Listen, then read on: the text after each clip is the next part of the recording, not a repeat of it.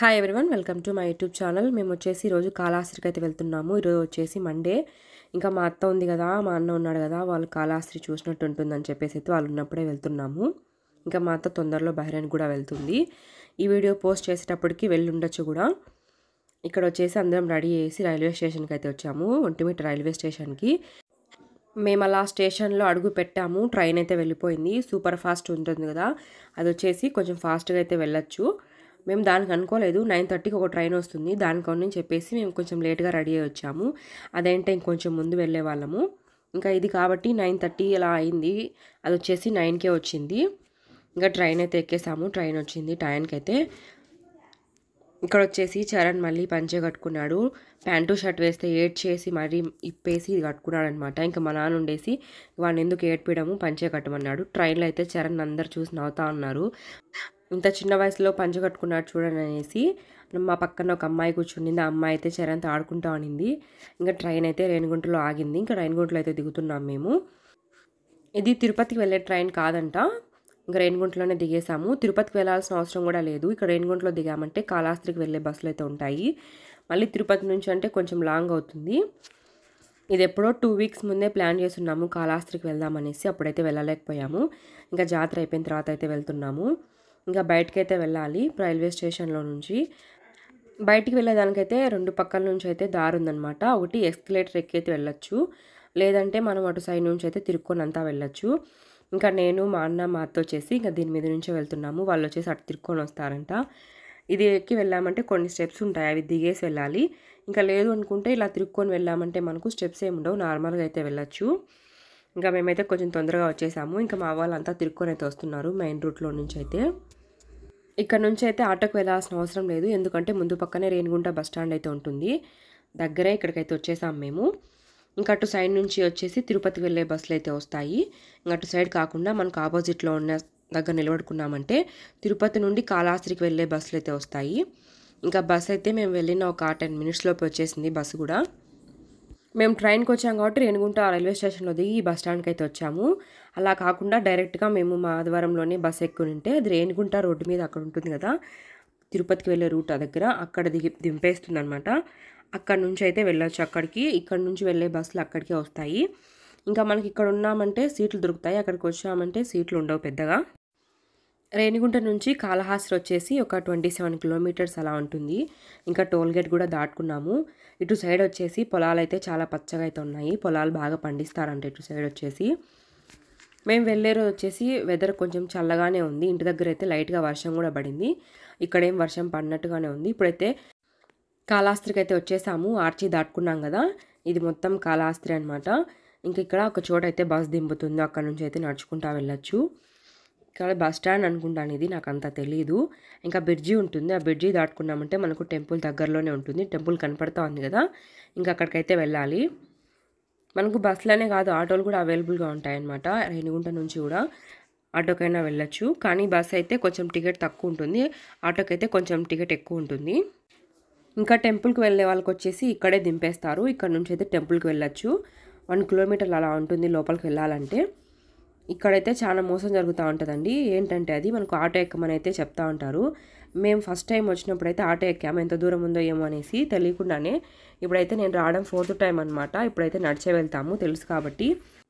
First time వచ్చినా కూడా వెళ్ళొచ్చండి ఈజీగానే. అక్కడ బస్ దిగిన దగ్గర నుంచి అయితే కొంచెం స్ట్రైట్గా నడుచుకుంటూ వెళ్ళాలన్నమాట. మనకు టెంపుల్ దగ్గరలోనే ఉంటుంది. ఇంక ఇక్కడ ఉన్న వాళ్ళైతే ఆటో ఎక్కండి అని అయితే మనల్ని బతిమలాడుతూ ఉంటారనమాట. గుడి దగ్గర అయితే దింపేస్తారు. నడవలేని వాళ్ళకైతే ఇబ్బంది లేదు, వెళ్ళొచ్చు. నడిచే వాళ్ళకైతే కొంచెం బాగానే ఉంటుంది, నడుచుకుంటూ వెళ్ళొచ్చు. ముందు పక్క కొన్ని నదులు కూడా ఉంటాయి స్వామివారివి. ఇంకా వచ్చేసి ఇక్కడ కార్ పార్కింగ్ అనమాట. ఇంకా ఆటో వాళ్ళే మీకు రూమ్ చూపిస్తామని కూడా చెప్తారు. వాళ్ళని కూడా మనం తీసుకొని పోయామంటే కొంచెం కాస్ట్ ఎక్కువే పడుతుంది, లేదు మనమే డైరెక్ట్గా వెళ్ళామంటే కొంచెం కాస్ట్ తక్కువే పడుతుంది అనమాట. ఎందుకంటే వాళ్ళు ఒప్పించుకున్న తర్వాత వాళ్ళకు కూడా కొంచెం ఇవ్వాల్సి వస్తుంది కదా అమౌంట్. ఫస్ట్ టైం వెళ్ళినప్పుడు మాకు అలానే జరిగింది. మళ్ళీ సెకండ్ టైం వెళ్ళినప్పుడైతే మేమే రూమ్ అయితే మాట్లాడుకున్నాము. ఇంక ఈసారి రూమ్ ఏం అవసరం లేదు. దర్శనం చేసుకొని ఇంకా మేము నైట్కి అంతా ఇంటికి వెళ్ళిపోతామన్నమాట. ఇక్కడ హోటళ్ళు కానీ రూమ్స్ కానీ బాగా దగ్గరలోనే ఉంటాయి టెంపుల్కి అయితే, ఇబ్బంది ఏమి ఉండదన్నమాట. ఇంకా ఫెస్టివల్ టైంలో అలా వచ్చామంటే జనాలు అయితే చాలా ఎక్కువగానే ఉంటారు.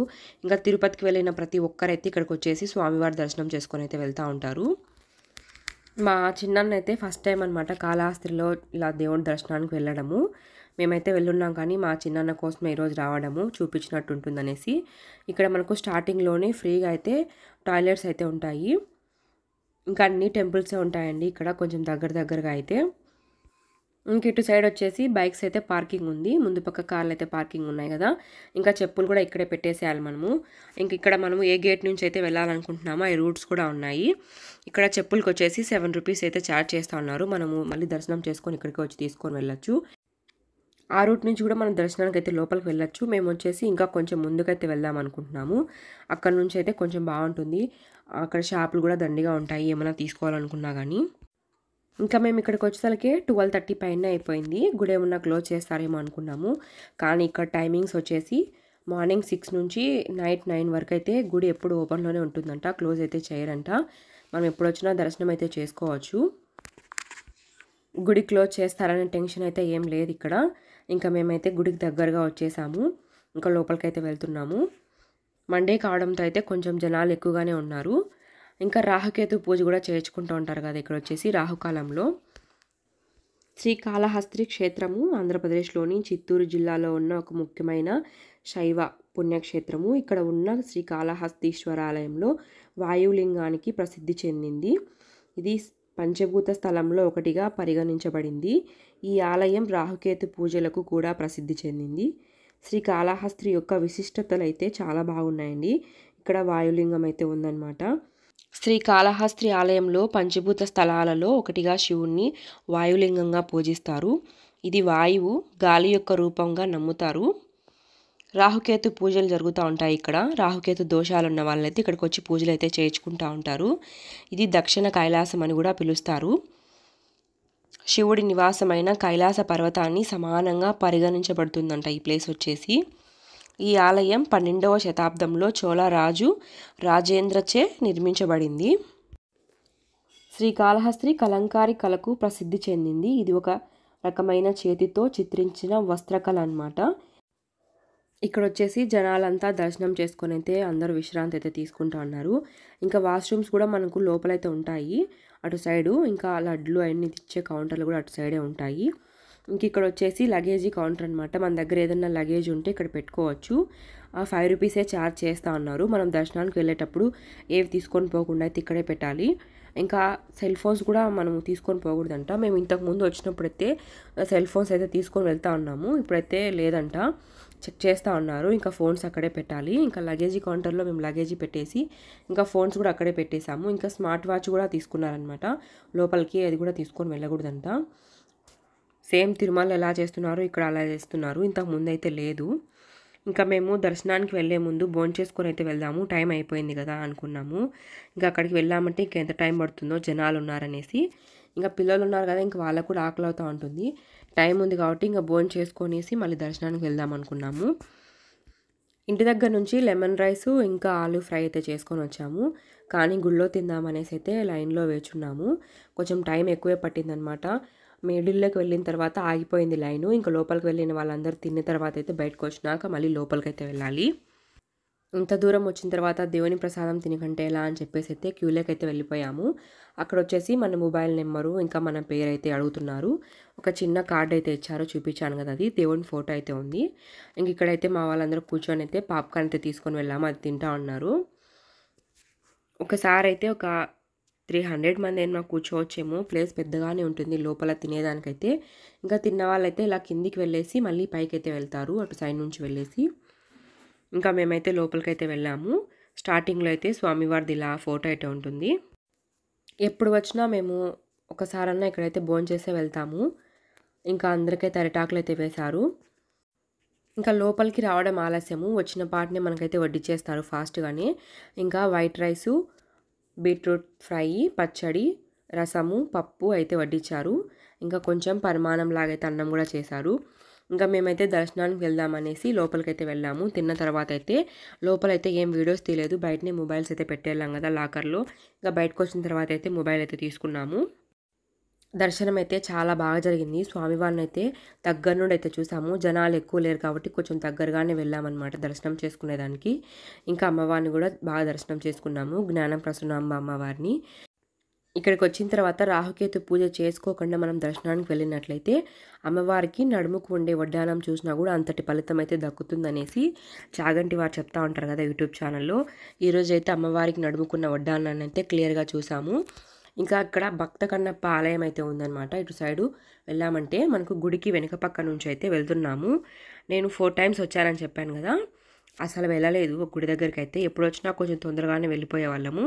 ఈసారి కొంచెం టైం ఉంది కాబట్టి భక్త కన్నప్ప గుడికి కూడా వెళ్దామనేసి అనుకుంటున్నాము. ఇంకా ఇక్కడ వచ్చేసి అన్ని షాప్స్ అయితే ఉన్నాయి. మనం ఏమన్నా ఇంటికి కావాల్సిన ఐటమ్స్ కానీ బ్యాంగిల్స్ కానీ తీసుకోవాలనుకుంటే పూజకు సంబంధించిన సామాన్లు అన్నీ అయితే ఇక్కడే ఉంటాయి.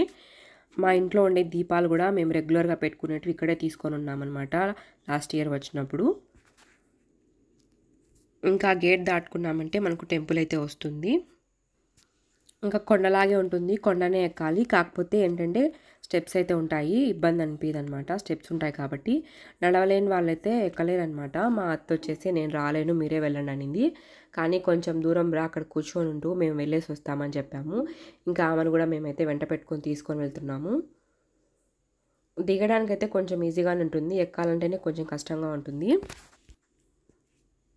ఇంక ఇక్కడ మా అన్న మా అద్విత అయితే కొంచెం ముందు వచ్చేసి కూర్చోన్నారు. అద్వితకైతే అసలు నిద్ర రావడం లేదు. ఇంటి దగ్గర ఉన్నంటి ఈ పాటకైతే నిద్రపోతుంది. ఎక్కడికన్నా వచ్చినప్పుడైతే మాతో పాటు అన్నీ చూడాలని అయితే అట్లాగే ఉంటుంది నిద్రపోకుండా. ఇక్కడ నైట్ నిద్ర చేసినా మంచిదే అని చెప్తా ఉంటారు. నిద్ర చేయాలంటే మనం రూమే తీసుకోవాల్సిన అవసరం లేదు. అక్కడ ముందు పక్క ఉంది కదా, నేను స్టార్టింగ్లో వచ్చేటప్పుడు చూపించాను కదా, అక్కడ వచ్చేసి నైట్ అందరూ అక్కడే పడుకొని ఉంటారు. ఇంకా వాష్రూమ్స్ కూడా దగ్గరలోనే ఉంటాయి. ఇంకా నైట్ కూడా భోజనం పెడతారనమాట. మనం హోటల్లో తినాల్సిన అవసరం కూడా ఏం లేదు. ఇంక ఇదంతా మనము లోపలంతా దర్శనం చేసుకొని వచ్చాం కదా, ఆ గుడి వ్యూ అనమాట. చాలా బాగా కనబడుతుంది. పైకి ఎక్కామంటే గుడి వ్యూ వచ్చేసి. లోపలికి మొబైల్ అలో ఉంటుంది అనుకున్నాను. అక్కడికి వెళ్ళిన తర్వాతనే తెలిసింది మొబైల్ అలో ఉండదనేసి. అంతా మీకు కూడా చూపించినట్టు ఉంటుంది, అంతా వీడియో తీద్దాం అనుకున్నాము. కానీ లోపలైతే అసలు ఏం తీయలేకపోయామన్నమాట. కొంతమంది అయితే మొబైల్స్ అయితే తీసుకొని వెళ్ళారు. అది ఎలా వెళ్ళారో ఏమో తెలియడం లేదు. ఈ వీఐపీ దర్శనాలు అయితే ఎక్కువ అయిపోయాయి కదా, వాళ్ళైతే లోపలికి డైరెక్ట్ మొబైల్స్ అయితే తీసుకొని వెళ్తున్నారు సైడ్ నుంచి అయితే. ఇంకా నార్మల్గా వెళ్ళే వాళ్ళు వచ్చేసి ఖచ్చితంగా మొబైల్స్ అయితే అక్కడ పెట్టి వెళ్ళాల్సిందే. ఇంకా చరణ్ పంచకు వచ్చిన తిప్పాలన్నమాట, ఇలా నడుస్తూ ఉన్నాడు. ఎత్తుకుందామన్నా కంఫర్ట్గా అయితే లేదు పంచ. మీ ఇంట్లో చిన్నపిల్లలు ఉంటే వాళ్ళు కూడా ఇలానే చేస్తారా చెప్పండి కొంచెము. ఇంకా అద్దిత వచ్చేసి ఉరువు ఉండడం లేదనమాట, ఎత్తుకుంటే దింపు దింపు అంటా ఉంది. ఇంకా వాళ్ళ బాబాయ్ వచ్చేసి కొంచెం సేపు అలా నడిపించాడు. ఇలా స్టెప్స్ మీద వదిలిపెడితే చాలు పాక్కుంటా వెళ్ళిపోతా ఉంది. మాకే భయం వేస్తుంది ఎక్కడ పడిపోతుందో అని చెప్పేసి. చాలా అత్తైపోయిందనమాట ఈ మధ్య. పాకడం నేర్చుకున్నా అని అసలు ఉండడం లేదు, ఒళ్ళో కూర్చున్నా జారిపోతూ ఉంది. స్టార్టింగ్లో చూసి కొన్ని స్టెప్స్ ఉంటాయిలే కొంచెం దగ్గరే అనుకున్నాను, కానీ కాదు, కొంచెం ఎత్తుగానే ఉన్నాయి. నడవలేని వాళ్ళైతే కొంచెం వెహికల్స్ కూడా పైకి వస్తాయంట, వెహికల్లో రావచ్చు. మేమైతే డైరెక్ట్గా నడుచుకుంటూ అయితే వెళ్తున్నాము. కొంచెం దూరం వెళ్ళిన తర్వాత అయితే కొంచెం ఇబ్బందిగా అనిపించింది. గాలి అయితే అసలు తోలడం లేదు. పైకి వెళ్ళిన తర్వాత ఏమైనా గాలి తోలుతుందో ఏమో, కానీ ఇదంతా కొండ కాబట్టి కొంచెం జాగ్రత్తగానే ఉండాలి. ఏమన్నా ఉండొచ్చు ఈ కొండల్లో, చెప్పలేము. ఇక్కడ వచ్చేసి వ్యూ పాయింట్ అయితే చాలా బాగుంది. అక్కడైతే ఫొటోస్ తీసుకుంటా ఉన్నారు అందరూ. తిరిగి వచ్చేటప్పుడు అయితే చూపిస్తాను వ్యూ పాయింట్ వచ్చేసి. అక్కడైతే కొంచెం జనాలు ఉన్నారు కదా, ఇంకా వాళ్ళని ఇబ్బంది పెట్టినట్టు ఉంటుంది మనం వీడియోస్ తీసుకుంటా ఉంటే. ఇంకా మేమైతే పైకైతే ఎక్కేసాము. ఇప్పుడు వచ్చిన దూరం నుంచి చూసేవాళ్ళము. ఈసారి మాత్రం స్వామివారి దర్శనం అయితే దక్కిందనమాట. ఇంకా స్టార్టింగ్లోనే శ్రీ భక్త కన్నప్ప స్వామివారి దేవాలయం అనేది కనపడతా ఉంది కదా. ఇక్కడ వచ్చేసి టెంకాయ అమ్మడం లేదు, కానీ దీపాలైతే అమ్ముతా ఉన్నారు. దీపాలైతే పెడతారంట గుడి ముందల్లో వచ్చేసి. ఇంకా ఇదే అనమాట భక్త కన్నప్ప ఆలయము. బయట నుంచి అయితే ఇలా ఉంటుంది. ఇంకా లోపలైతే గుడికి కొంచెం డోర్ అయితే వేశారు. మనకు మామూలుగా అయితే వెళ్ళొచ్చు. స్వామివారిని చూడాలంటే మనం గేట్లో నుంచే చూడాలి. ఇక్కడ నుంచి అయితే కాళహస్తి మొత్తం కనపడతా ఉంది. చాలా బాగుంది వ్యూ వచ్చేసి. ఇంతవరకు మీరు ఎవరు రాకుండా ఉన్నట్లయితే ఒకసారి రండి కాళహస్తికి, చాలా బాగుంటుంది. స్వామివారి దర్శనం చేసుకుంటే అంతా మంచిగా జరుగుతుంది. ఇంకా ఇలాంటి వ్యూ పాయింట్స్ కూడా చాలా ఉంటాయి, మనం చూసి ఆనందపడచ్చు అనమాట. ఎప్పుడు వచ్చినా పైకి అయితే రాలేదు, మేమైతే చాలా మిస్ అయ్యామన్నమాట వ్యూ పాయింట్స్ అయితే. ఇలాంటివన్నీ చూడకుండా ఇప్పుడైతే మేము చూస్తున్నాము, చాలా బాగా అనిపించింది. ఇక్కడ నుంచి బ్రిడ్జ్ కూడా కొంచెం క్లియర్గా కనపడుతూ ఉంది కదా, అక్కడ నుంచి వెహికల్స్ అయితే వస్తున్నాయి. ఈ రూట్ ఉంది కదా మనకు స్టార్టింగ్లోనే కనపడుతుంది. మేము బస్ దిగే దగ్గర నుంచి కాకుండా కొంచెం ముందే వస్తుందన్నమాట. అది వచ్చేసి మన సొంత వెహికల్ కానీ ఉన్నట్టయితే ఆ రూట్లో వచ్చామంటే కొంచెం దగ్గరగానే గుడికి దగ్గరగా రావచ్చు. ఇంకా బస్ స్టాండ్లో దిగుతాం కాబట్టి కొంచెం లేట్ అవుతుందన్నమాట. ఇంకా అక్కడ వచ్చేసి శివలింగం అయితే ఉంది లోపల.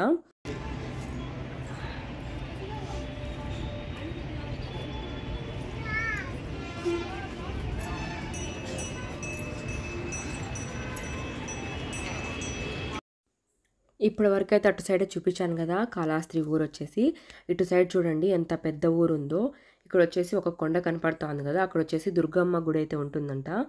ఇంక నెక్స్ట్ టైం ఎప్పుడన్నా వచ్చినప్పుడు ఇంక అక్కడికైతే వెళ్ళాలి. ఇప్పటికైతే వెళ్ళలేము, ఇప్పటికే లేట్ అయిపోతుంది. కాళహస్తి క్షేత్రంలో భక్త కన్నప్ప కూడా శివుని పూజించాడని చెప్తారు. శ్రీకాళహస్తి పంచభూత స్థలంలో ఒకటిగా పరిగణించబడుతుంది. ఇందులో వాయువు, గాలి, అగ్ని, నీరు, భూమి మరియు ఆకాశం ఉంటాయి. ఈ ఆలయంలో పూజలు చేయడం ద్వారా మోక్షం లభిస్తుందని నమ్ముతారంట. ఇక్కడ వచ్చేసి తప్పకుండా మీరు కూడా ఒకసారి వచ్చేసి స్వామివారి దర్శనం అయితే చేసుకోండి. ఇంకా లోపలికి అయితే వెళ్తున్నాము మేము భక్త కన్నప్ప గుడిలోకైతే.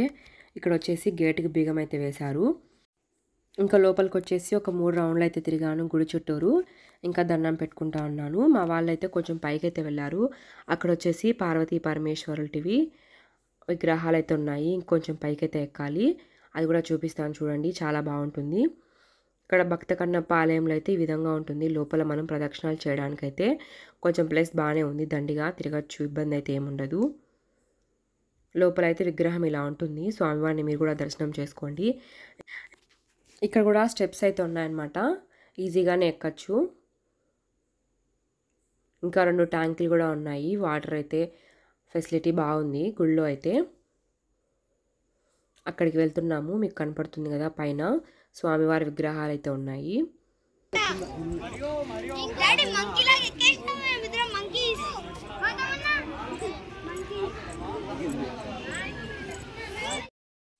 ఇంత పైకి ఎక్కాలంటే కొంచెం ఓపికతోనే ఉండాలన్నమాట, ఎక్కడం కష్టంగానే ఉంది. పెద్దవాళ్ళు కూడా ఎక్కుతున్నారు. ఇంకా మా అత్త రాకపోవడమే మంచిది అనిపించింది. ఆమె కొంచెం ఎక్కాలంటే కొంచెం ఆయాసపడుతుంది అనమాట. ఇంకా ఆమెనైతే మేము కిందనే కూర్చోపెట్టి వచ్చి మంచి పని చేసాము.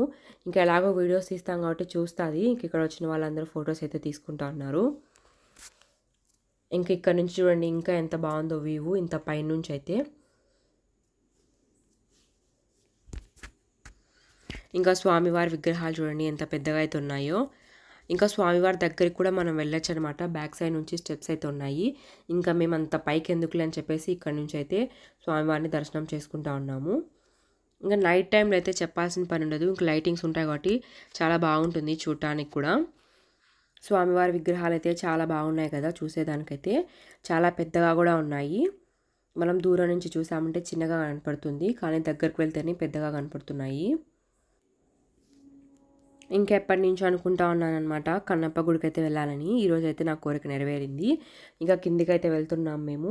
ఇంకా మా అత్త వచ్చేసి మా కోసం అక్కడ వెయిట్ చేస్తూ ఉంది. ఇంకా ఈ స్టెప్స్ అన్ని దిగి వెళ్ళేలోపు అలసిపోతామేమో, కానీ దిగడం కష్టం అనిపించదు, ఎక్కడమే కొంచెం కష్టం అనిపిస్తుంది. ఇక్కడ వచ్చేసి ఈ చెట్టుకైతే గాజులు ఇలా క్లాత్స్ అయితే కట్టున్నారు.